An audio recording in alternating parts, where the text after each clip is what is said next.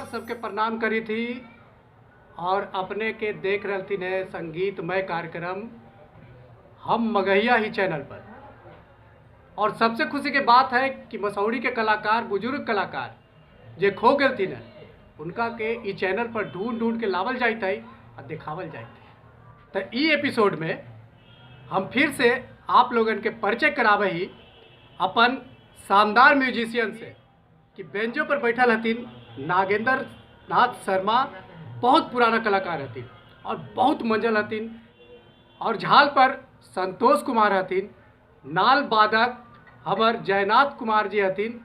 ये सब महान म्यूजिशियन हथिन। और साथ में हारमोनियम पर सबसे बुजुर्ग और मसौड़ी के जाने माने जानकार सुदर्शन चौधरी हथिन, जे हमनी के हर एपिसोड में, अधिकतर एपिसोड में सब सिंगर के, सब गायक के सपोर्ट करथिन।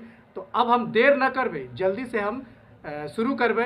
तो नवल कुमार आबित हथिन एगो नया भक्ति गीत लेकर के, और वो अपने के मनोरंजन करथिन। और ई एपिसोड देखे के बाद अंत में ई जो हम मगहिया ही चैनल है ओकरा सब्सक्राइब करे पड़ते।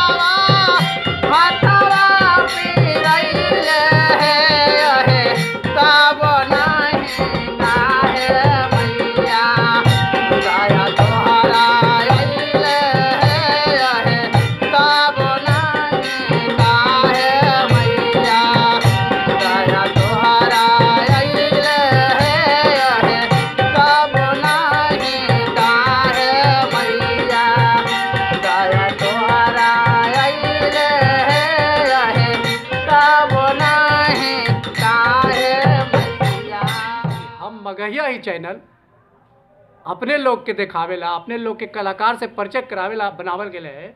इसलिए ये बहुत ज़रूरी है कि अपने दर्शक लोग जरूर सपोर्ट करथिन। यही कार्यक्रम अगला एपिसोड नया कलाकार के साथ। नमस्कार।